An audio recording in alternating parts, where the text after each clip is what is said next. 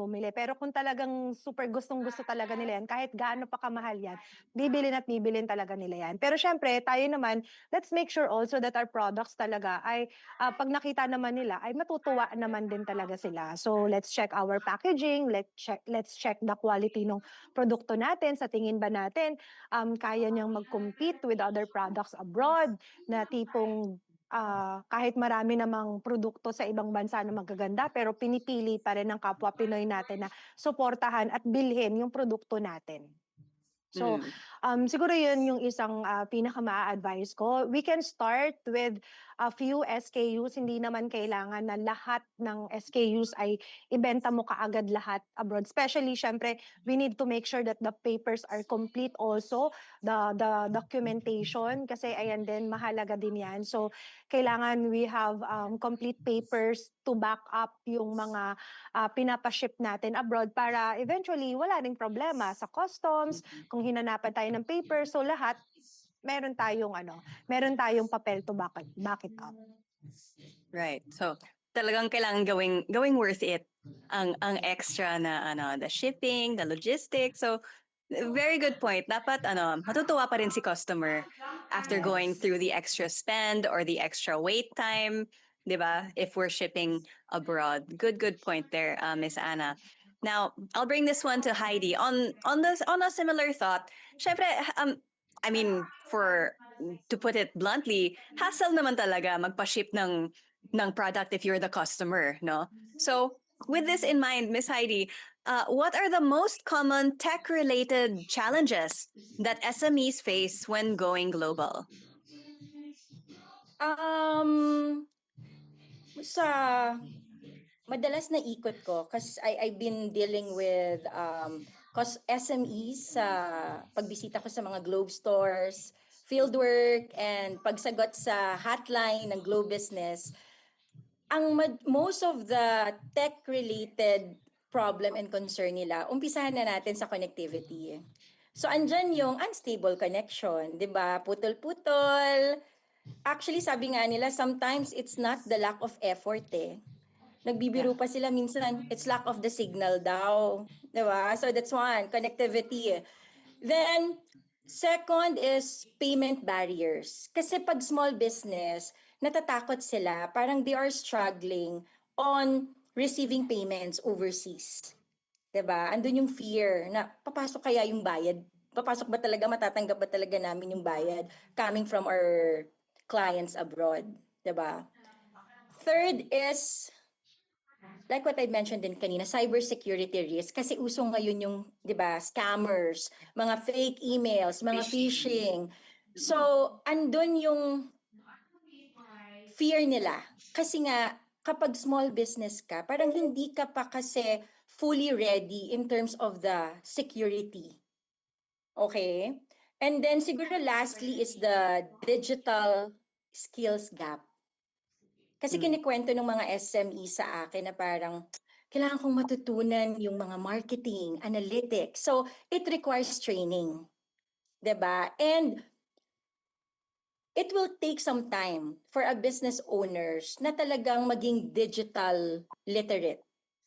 Okay, so siguro ito lang yung mapapayo ko sa mga SMEs na katulad ko na medyo hesitant on technology. Don't be afraid to learn, adapt, and grow. Step by step, baby step, ika nga. Kasi you can actually start with what you have muna. And then, use what you can. And build slowly with confidence as you go. Kasi ang importante naman sa atin sa negosyo is you stay connected, you prepared, and then soon become digitally smart. So there. Yeah. Thanks, Miss Heidi. And I think that connects well to yung shinare kanina ni Anna na start small and don't worry about, I'm not a big enough business to do this. I think connected lahat ng mga presentations niyo talaga na you don't have to do everything suddenly all at once. I'll buy everything. I'll sign up for everything. I'll buy a full shipping container. it doesn't have to be that way anymore. And it's so encouraging, I think, especially because there's also no shame in seeking help, in finding a partner. Like with Globe Business, there's no shame in seeking a partner who will kind of clear the way for you, diba? So excellent points there, ladies. I'm gonna bring up another question here from the audience for you, Miss Mel. Okay, let's get a little more technical here.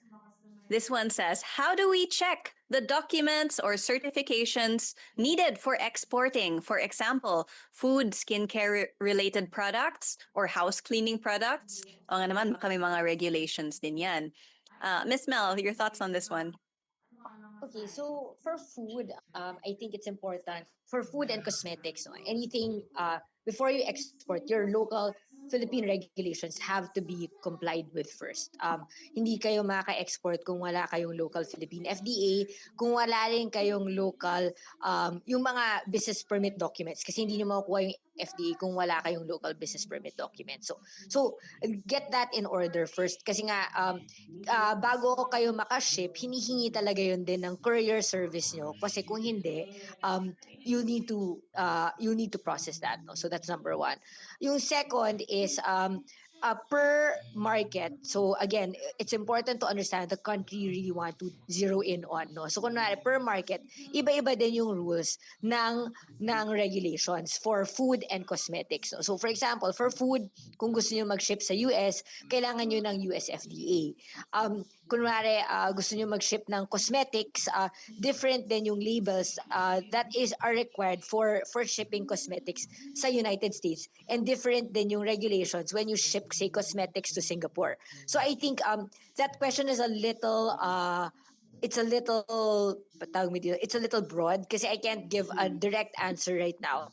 But if you have questions, you can also message our Facebook page for very specific technical questions. But I think it's important to understand first, bago nyo maintindihan kung ano yung regulations na important, intindihin nyo muna kung ano yung market na gusto nyong pasukin. Kasi, kunwari, iba yung regulation sa Hong Kong, iba yung regulation sa US, iba yung regulation sa Australia. And, syempre, may investment din yun kung gusto nyong pumasok sa certain market na yun. But, dapat, as a business owner, clear yung conviction nyo saang market nyo gustong unang pumasok. And with that, we can also help you get those documentation for that specific market. So we've helped business owners get the FDA regulation, FDA for the US. We've also helped them get the Singapore FD version of the FDA, which is the SFA. And kaya namin kayong tulungan if ever very sure na kayo dun sa market na gusto niyong pasukin. Thanks, Mel. I think you were able to, even though it's quite a broad topic, you're able to kind of compress it nicely that syempre, as business owners, we have to do our homework about everything that you shared earlier, because I think the three of you have managed to share the what, the who, the where, the why, the how.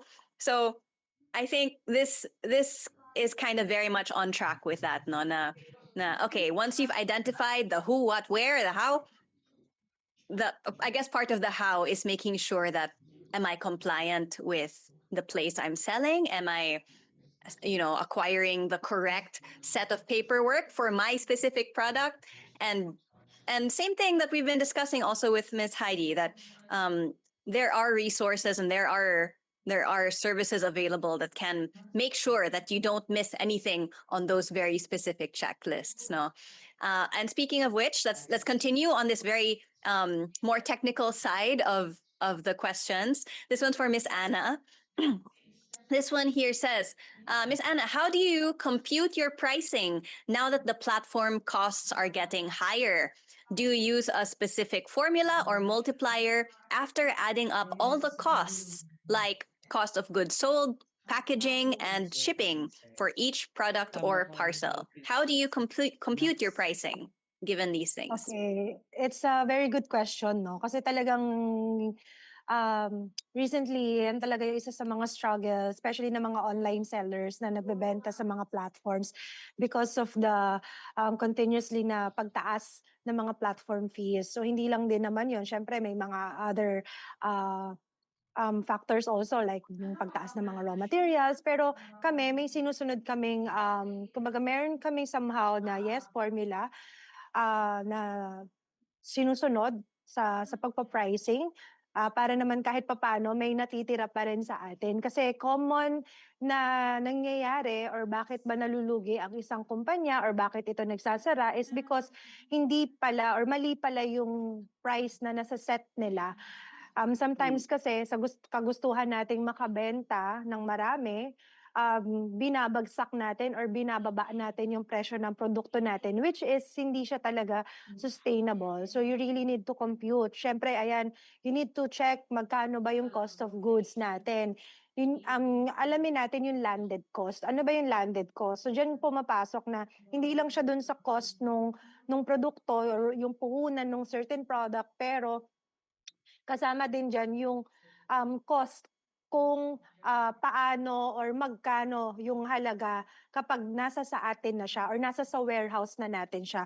Like for example, if kumukuha kayo ng products abroad, so kailangan computed din magkano yung shipping fee from there going to here, going to your warehouse. So ia-add niyo siya dun sa cost of goods. So kami, yun yung ginagawa namin. Plus nag-aalat kami ng certain percentage for the other expenses like the marketing or the syempre yung sa staff natin, sa packaging.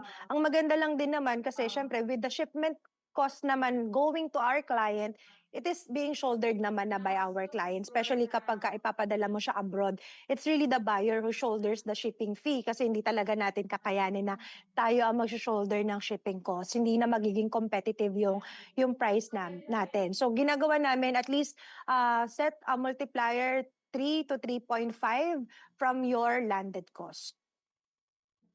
3 to 3.5. Ang dami din kasing overhead, I suppose, no? Mga hidden costs for being able to not just produce your products but getting it overseas, no? So, good things to take note of. And syempre, ayaw naman natin na malugi yung mga, yung mga sellers natin. So, important numbers to take note of, everyone. Thank you, Miss Anna. Ladies, time really flies when we're having these really insightful discussions, but we are out of time for our fireside chat.